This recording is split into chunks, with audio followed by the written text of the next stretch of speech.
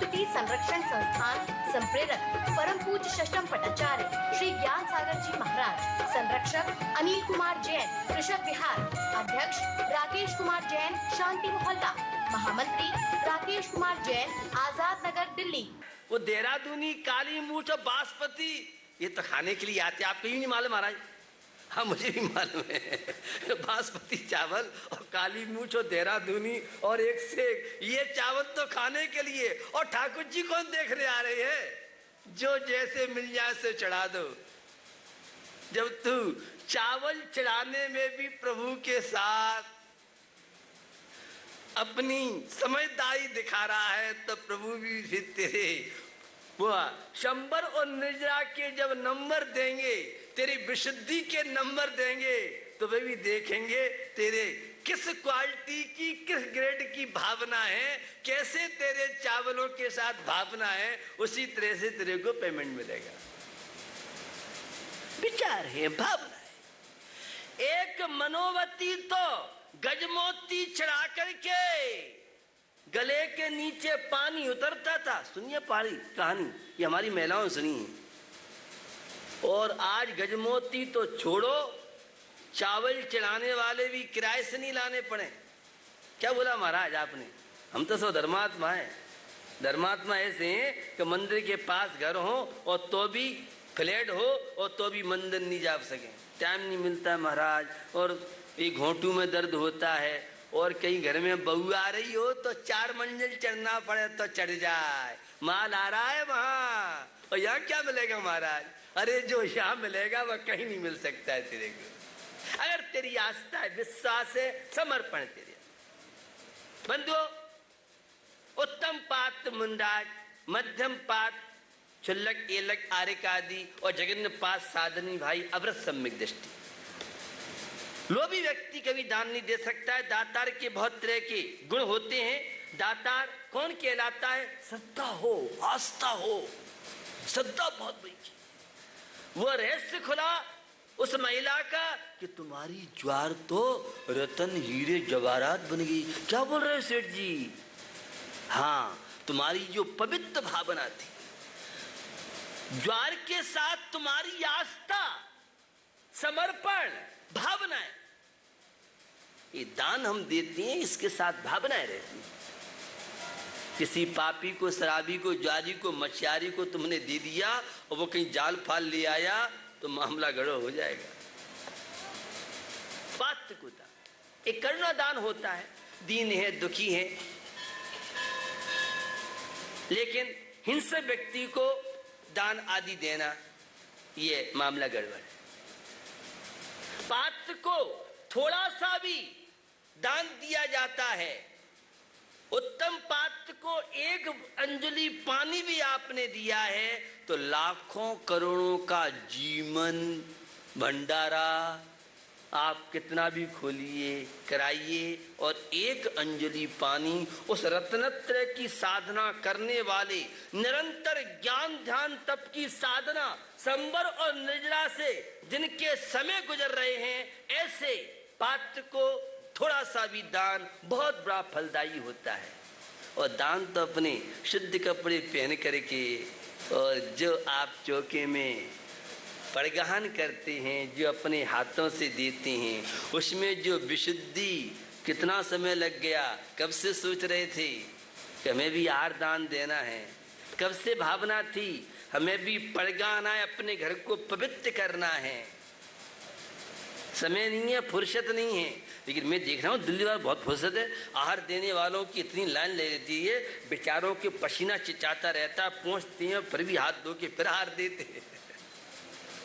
2-4 नहीं, केवल बड़े बूढ़े नहीं, मैं देखता हूँ युवा युवती, कन्नी दोन्नी की भी लाइन लगी रहती है। संडे छुट्टी का दिन हो तो कन्नी दोन्नी, और मम्मी पापा प्रेरणा करती है, अपनी इच्छा से करते, मुझे नहीं मालूम, लेकिन मैं देखता हूँ बहुत उत्साह होता है। ये उत्साह, ये संस्कार, ये जीवन की अंतिम क्षण तक काम करते हैं। सामान्य मत समझो आप इसे। ये हमारे घर की शांति से संबंध रखती है, परिवार का कैरियर बनाती है, व्यापार का कैरियर बनाती है, तन की सस्ता का कैरियर बनाने के लिए ये दान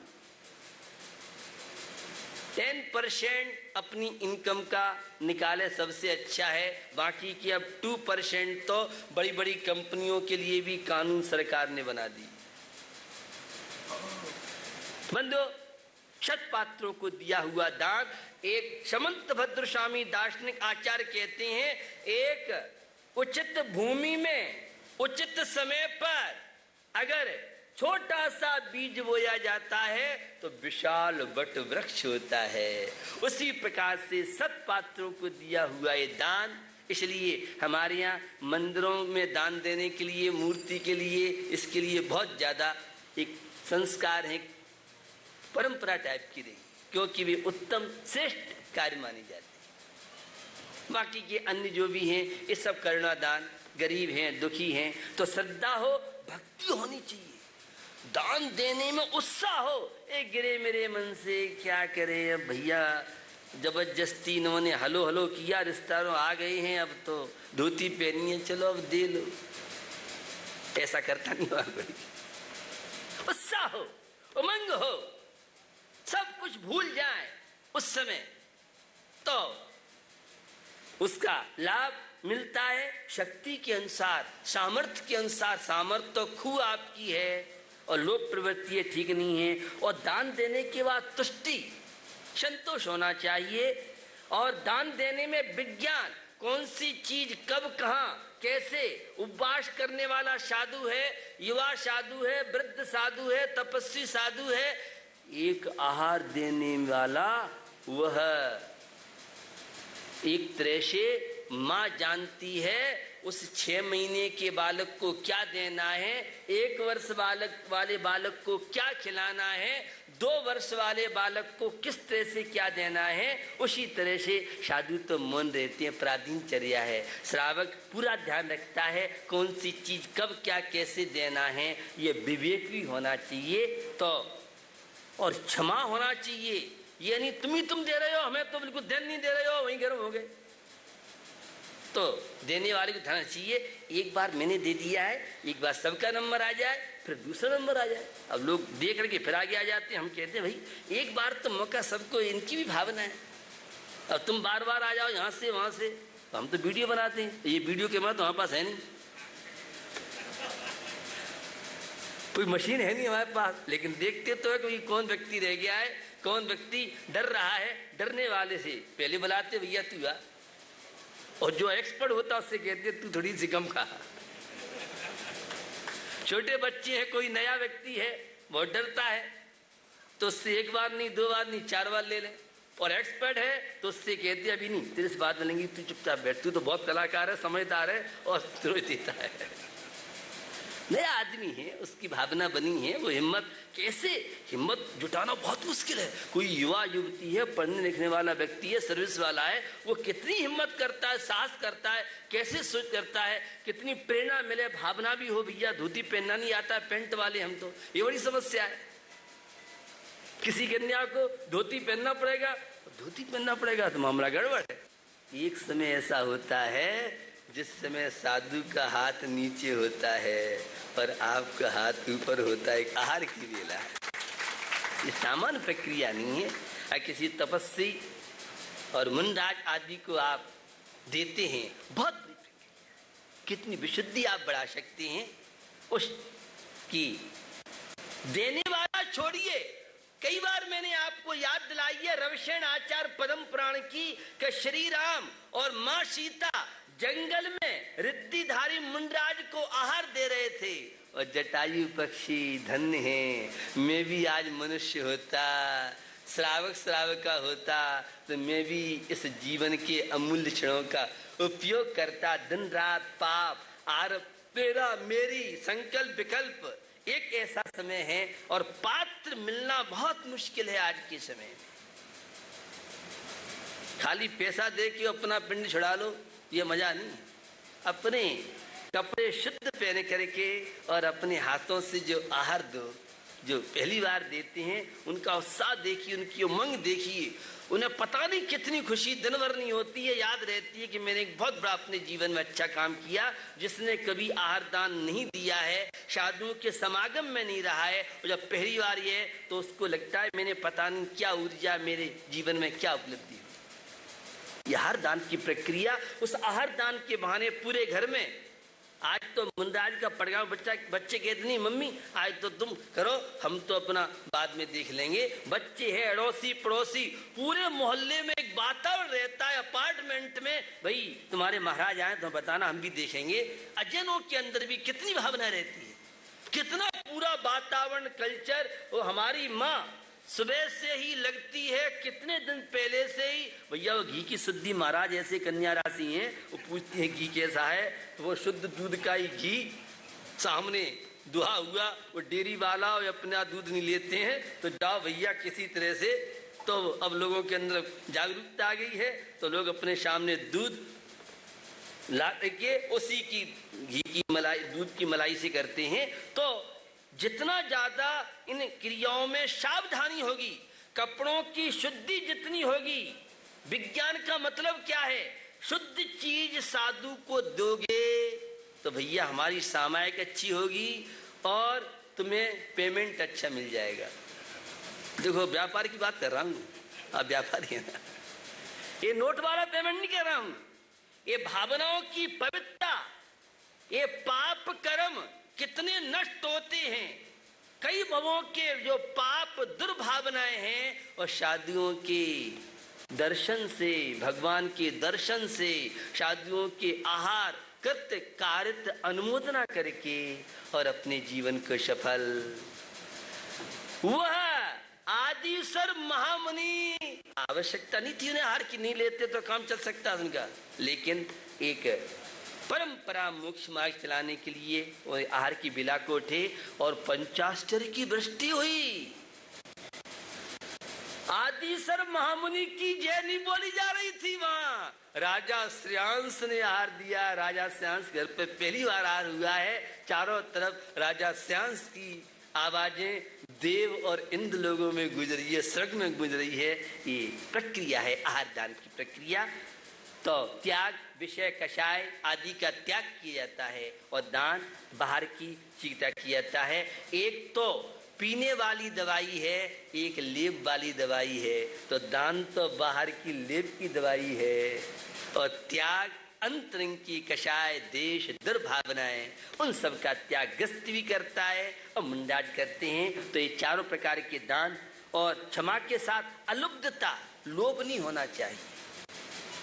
और ये आहार दान की प्रक्रिया ऐसी क्यों बताई है, पड़ज्ञान क्यों बताया है कि सबको लाभ मिले।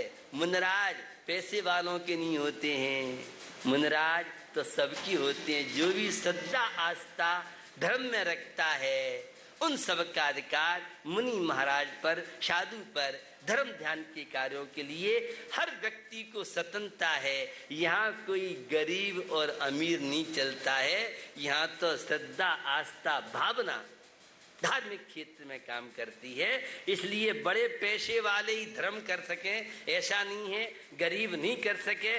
श्रद्धा आस्था, एक जटायु पक्षी अनुमोदना करके और स्वर्ग में देव बन सकता है। तो जो साक्षात साधु को आहार दान आदि देकर के देखते हैं, इस कलयुग में परमात्म प्रकाश में योगिन देव ने आश्चर्य व्यक्त किया है आश्चर्य कि अन्न का कीड़ा, चारों ओर विलासता का वातावरण, भोगों का वातावरण, और आज भी रत्नत्रय की साधना करने वाले, 28 गुणों का पालन करते हुए ज्ञान ध्यान की साधना करने वाले, आत्मा की साधना वे करते हैं। और भक्त लोग भी उनके माध्यम से अपने जीवन में धर्म श्रवण आदि करते हुए उस कुमार्ग से, मिथ्या मार्ग से हट के और सच्चे मार्ग वीतराग देव शास्त्र के माध्यम से विकास उन्नति होती है। बहुत लोगों के प्रसंग आपने सुने होंगे।